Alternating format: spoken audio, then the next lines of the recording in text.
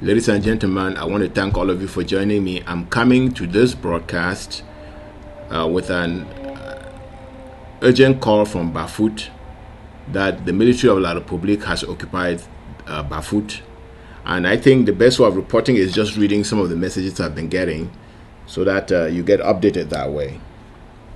And this has been going on for about a week now. And so these are messages from before. From a past few days ago.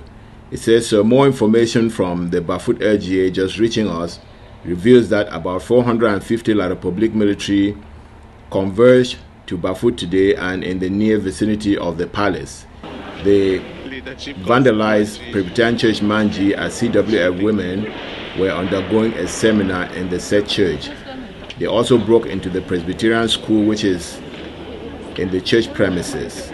As the rest continued to vandalize towards Manka, Mambo, Njinta, Manji, Njibujang, Neko quarters, etc., 2 battalions broke into the Bujong Cultural Hall just about 10 meters away from the palace and laid power at Sanji's compound to permanently erect their camp.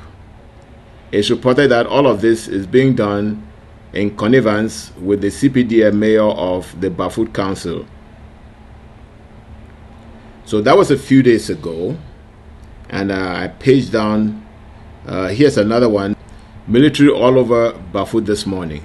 The Bafut Palace, a UNESCO World Heritage Site, has been surrounded by Cameroon military and government primary school. Besides, the palace has been burnt down completely by the military. About 100 of them have broke into the Bafut Cultural Hall and are inside, and many entering into the palace now. More than 100 around Foya. Many others spread around Agati, and massive arrest has been going in since yesterday in the Bafut market. Many people who went to the market yesterday have not returned back home.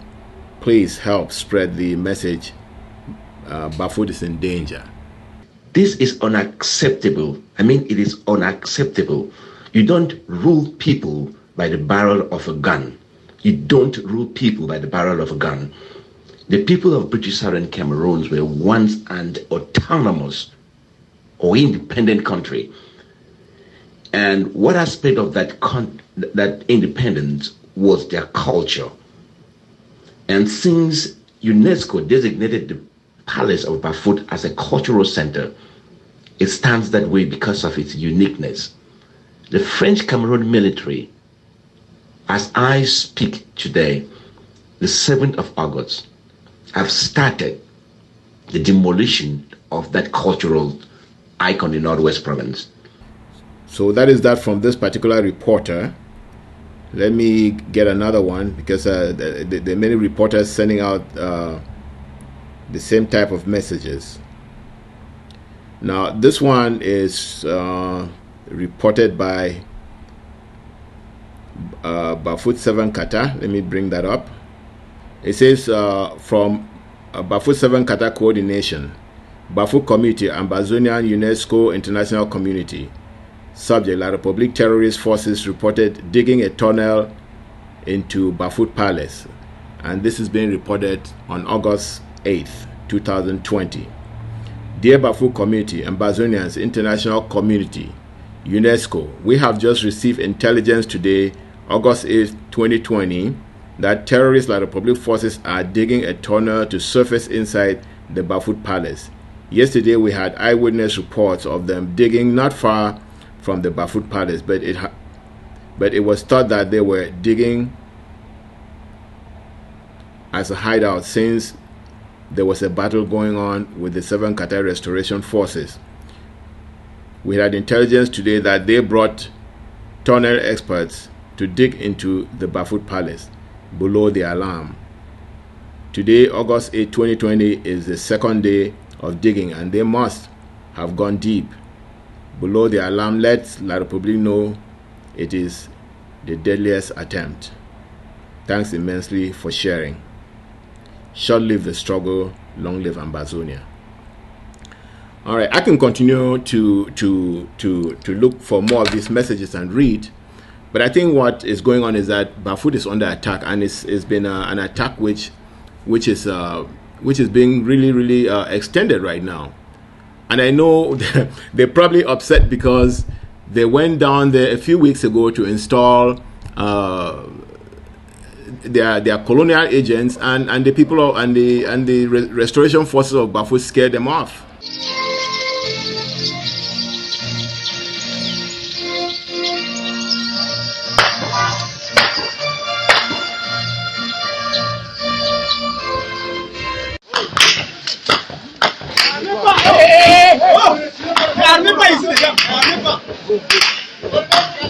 And they took off, and I think they're coming back now to show force. One of the things I want to say about this show of force is that what is happening in Cameroon is not even the fight of African people trying to come together. It is the fight of one man, Paul Biya, and his international partners wanting to control the people of Africa, including the people of Ambazonian and the people of La République du Cameroon, in order to contain them and exploit their resources without giving them any share of it. Okay, so let's take a look at Paul Biya as one man who, and here's what Paul Biya did. The first thing he did when he came into power was that he knew that he could not depend on the people of Ambazonia. No, not the people of Ambazonia. He could not depend on his own people to protect him as their leader. Because if you are their leader and you're doing good, they'll protect you. So what he did was he invited Israeli military people to set up camp and protect him. And those people now build this one-man army, which he is now using to go around harassing the whole country. Okay? He is not harassing. This is not a situation where the Cameroon military or Cameroon security forces are trying to secure the country for development or for a peaceful coexistence. No. What is going on in Bafut is really a situation where one man and his international partners are trying to subdue the African population. And I'm calling African now because I want to include the people of La République du Cameroon. This one man, Paul Biya, and his international partners are on a mission to subdue the African people so that he and his international partners can exploit the land, exploit the resources of this particular African region without sharing those resources or the benefits of those resources with the local African population. And let me explain to you why it is that way.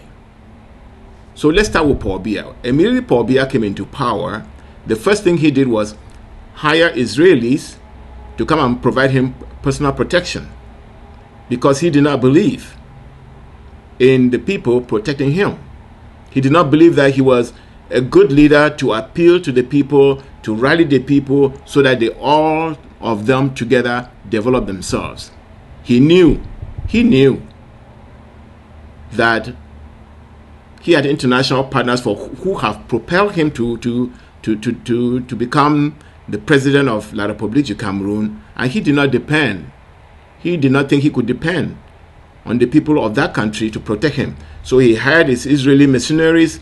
They came in, created a firewall around himself, and when that firewall was secured, he now left and went to Geneva. He leaves and go to Geneva for 6 months, both for health reasons and for just vacation. It's written that he stays at the Continental Hotel at the 16th floor, which was cleared for him and his entourage, at $40,000 a night. $40,000 a night, and sometimes he's there for 6 months. Now, Cameroon is a country whose per capita income is less than $10,000 a year. It's less than $10,000 a year. And here is their leader spending $40,000 a night. Now we can also imagine how much the Israeli security forces that he's brought in were being paid. They were also being paid in millions. Just one of them, Eran Moaz, was able to go to LA and buy property for $20 million and paid cash. Went to Manhattan and went to New York, purchased a flat, $12 million and paid cash. Stays in the Caribbean at $20,000 a night. So Paul Biya did not trust his people, and he did not trust even the military that the colonialists had built in the place. He did not trust those. He wanted an army that was controlled by foreigners and him. And they gave him the space to exploit the place and spend this money lavishly on himself and his family. Meanwhile, in the country, there are no hospitals. The schools are falling apart. There's no health care. The whole place is crumbling. The people of La République du Cameroon, including the people of Ambazonian, had no influence of government in their lives. Not in road infrastructure, not in protection. You cannot pick up your phone in trouble and call a 911 and a police officer shows up. No. So you survive as though you don't have a government, but then you have a government whose job is to represent one man and also his foreign partners, and they exploit the rest of the country. Now let's talk about the foreign partners. I made some notes about the foreign partners.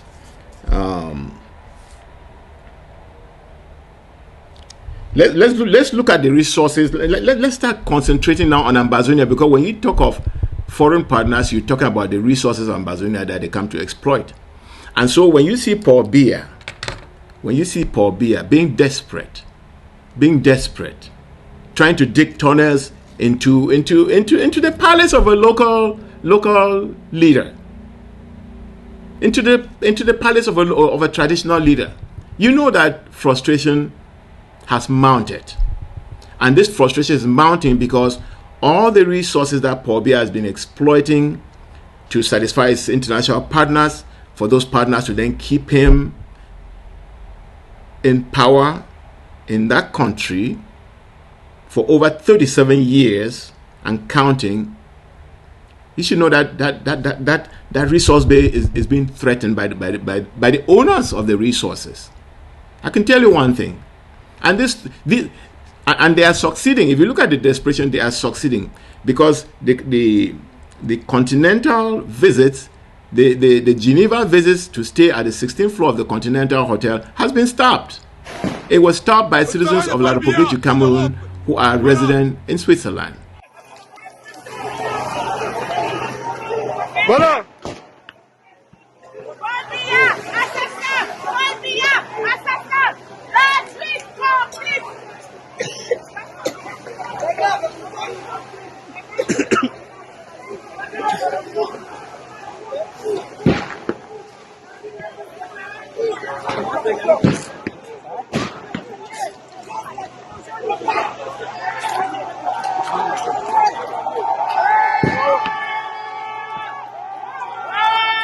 L'heure est finie. L'heure est finie. L'heure est finie. L'heure est finie. On traverse. On traverse. Paul Biya sort. Allez, on traverse. L'heure est finie. L'heure est finie. L'heure est finie. L'heure est finie. L'heure est finie. L'heure est finie. L'heure est finie. Les gaz ont fini.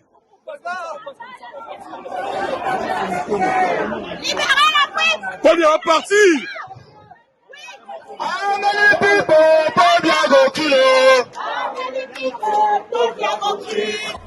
The local police tried to dislodge them. They couldn't. Finally, they decided that Paul Biya has to go. And right now, Paul Biya cannot go back to that country. And so they've cut that off. And that's why he's probably has been spending a lot more time hiding in his palace, not talking to his people, but allowing these forces, which bypass the Cameroon military, but they are forces that were trained by Israelis called B, and their job is to go and torture people, kill them. In Bafut, we have been told that there are about 20 people who were lined up and shot and thrown in the river. May the war only see what where Ambazonian civilians and they go through. And we this way they kill them every day and night. Am I picking this so? Oh, it already smelled or rotten.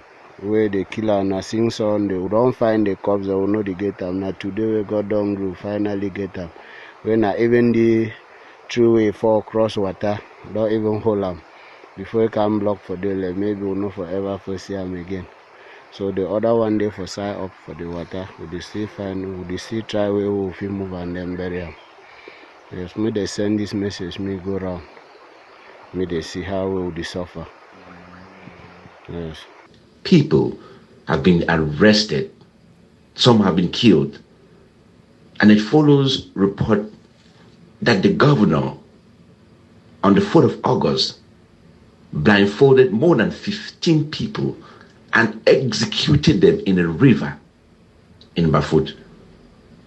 The area has become a refuge center for corpses. This is unacceptable. So you see, some of what used to happen in Rwanda is beginning to happen now in Ambazonia. And so right now they're digging under the palace, digging a tunnel. I don't know what they want to do with that tunnel. Somebody is saying that they're digging the tunnel to go to an alarm system, but they will not find anything in that palace. That palace is the palace of the Fon of Bafut. It is the palace of the Fon of Bafut. The restoration forces, who have been treating them like Boy Scouts, don't live in that palace. So I don't know what if they just want to destroy it. Well, they're only making their task difficult, and it will be difficult to a point where it will even be difficult for La République du Cameroun to be a neighbor of Ambazonia when all of this is said and done. So this is what the international partners are paying for Biya to stay in power for. In Ambazonia, La République du Cameroun has 14 oil pipes. 12 are from Ambazonia. 12 are from Ambazonia. So all the promises, all the contracts that fund this one man protection, this one man firewall around himself, is being paid for from all these resources. Okay, the international community, the British, the Russians, and all the other ones, the Swiss, they all come and get these resources, pay Paul Biya to protect himself. I'm laughing because he must be living a very purposeless life to think that all you want to do is go and sleep in a hotel outside of your country, get help somewhere, get your health care from a foreign country, and vanquish your people for that. It is sad. It must be a very sad life. It must be a very sad life. But the international partners are benefiting because these are corporations that are out for profit.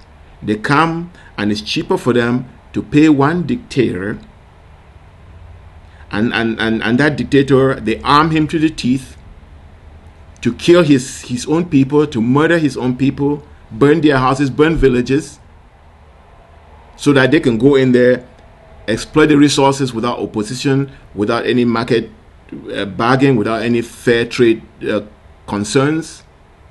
Basically, kind of a slave labor, except right now you have a much more powerful warlord who has been armed to the teeth to control a whole territory on your behalf. And that's what's going on. So, out of 14, and Ambazonia is the place where a lot of these resources are located. So, of 14 pipelines, or of 14 oil and gas pipelines, 12 come from Ambazonia. Ambazonia accounts for 60% of the wealth that comes out of La République, out of that entity called Cameroon, including Ambazonia. And when I divided 60% out of the $35 billion that Cameroon's economy is worth, 21 billion comes from Ambazonia. 21 billion out of 35 is money that comes from Ambazonia to run La République du Cameroon and take care of Paul Biya and his partners.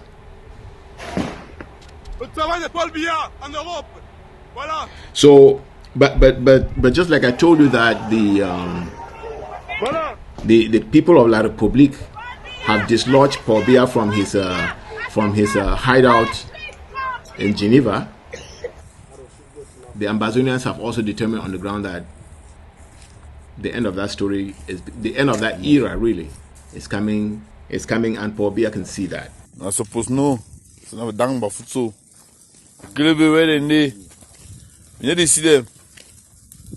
We need to see them. We need to see them. We need to see them. Na show. Na show election. I can't vote. Yeah, the area boys in there around. I can't vote Musi. We have born nothing. Yes.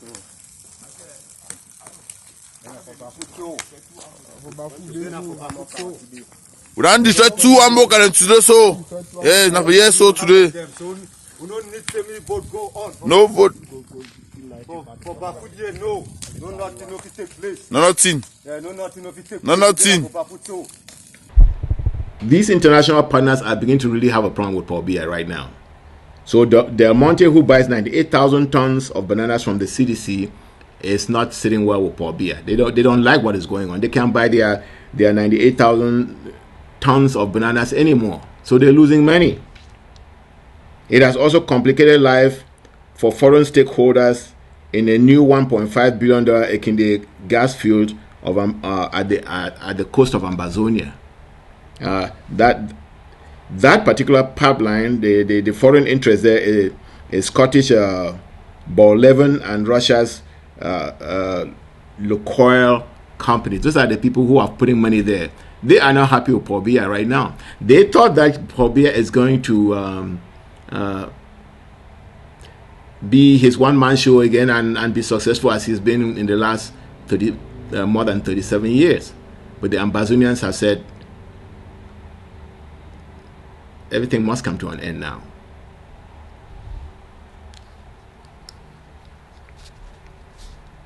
Now let's talk of France.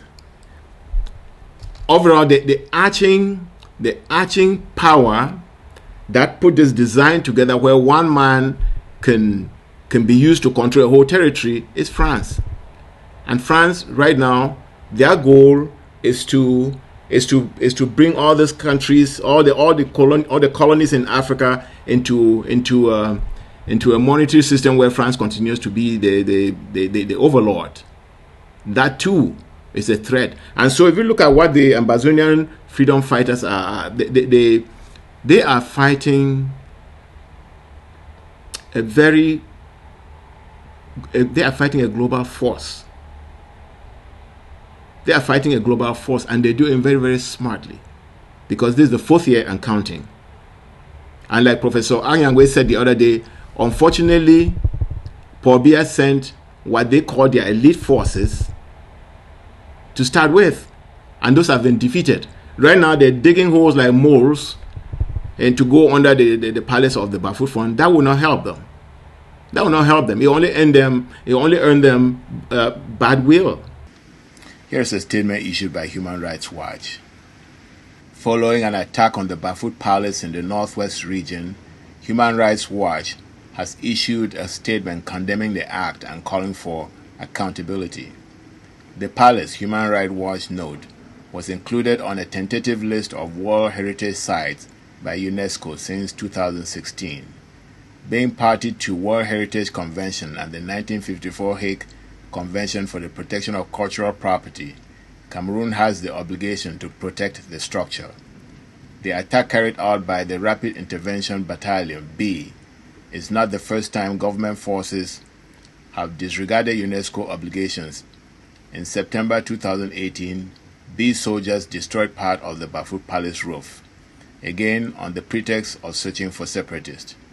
In the 2018 and 2019 attacks, no separatists were found. The government should rein in B forces and hold commanders of the recent assault accountable for their actions. In the current unrest in the Anglophone regions, belligerents should make sure that this cultural heritage is protected. Human Rights Watch. I was also reading another story where the local economy has, I don't want to say has collapsed, because what I hear is withdrawals and people threatening. Brasseries. My understanding of brasseries, which has been a monopoly in that country, and where brasseries itself never acted like a proper Western business, where you actually have your products. You can now allow your retailers to come and buy wholesale and make a profit in their own local markets. No, brasseries control wholesale and control retail. And so if brasserie fails, and it is failing, it will be a good thing for the people of that country.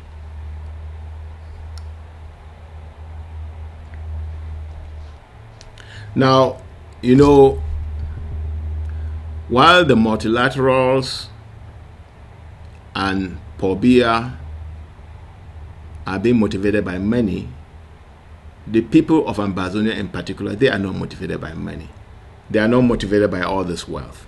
If Ambazonians can make this wealth from their land disappear just so that they should be left alone in the land in which God chose to bring them on earth, and so that they can live their lives in peace and bring up their families in peace and create a future for their family, they will be happy.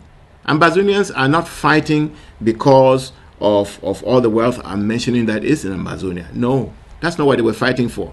If you want, you should remember that this struggle started with lawyers saying, keep your French-speaking, French-trained magistrates out of our courts, because our clients are not French-speaking. We practice common law in Ambazonia. We are not civil lawyers. We are common law lawyers. La République say no. We will impose ourselves on you. We will recolonize you because we can. For absolutely no reason. It's not like the Ambazonian people were fighting them at the time. No. And then they went into Ambazonian schools and say, okay, from now on, not from now on, because they've been doing that for years. It just got to a point where Ambazonians were fed up of going to school but not learning. You go to school and you have somebody who comes from a totally different culture, totally different curriculum, stands in your class speaking to you in foreign language in your own country. It just got to a point where people were fed up. BBC Mancho says they will bring contractors who would dig their cheap roads, and in the process of digging their cheap road, if they burst a utility line, it is not the person who destroyed that utility line paying for that damage. It is the consumer, it is the person who was using that utility line who pays for it. That is wrong. That is wrong. That is wrong. And then you start wondering why Africans are so intelligent, but they can't go ahead. They can't develop themselves. The rest of the world is developing in leaps and bounds. And Africa yet has not reached the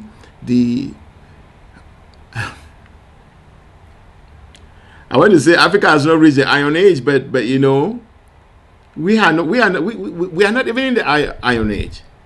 Once Ambazonia wins its independence, which they will, they'll have to leapfrog into the future and skip all of these stages.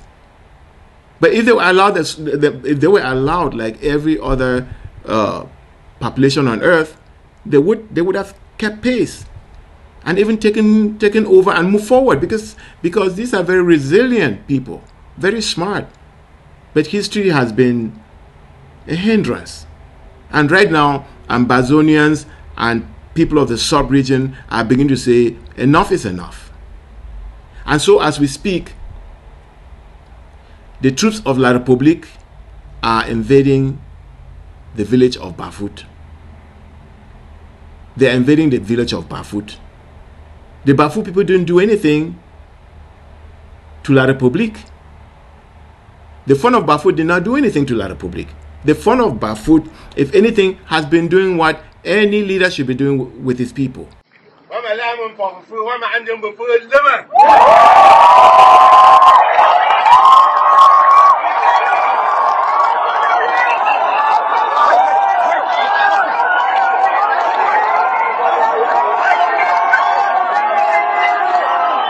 Paul Biya needs to take his troops out of Ambazonia, out of Bafut, and leave the people of Ambazonia and the people of Bafut to live their lives in peace.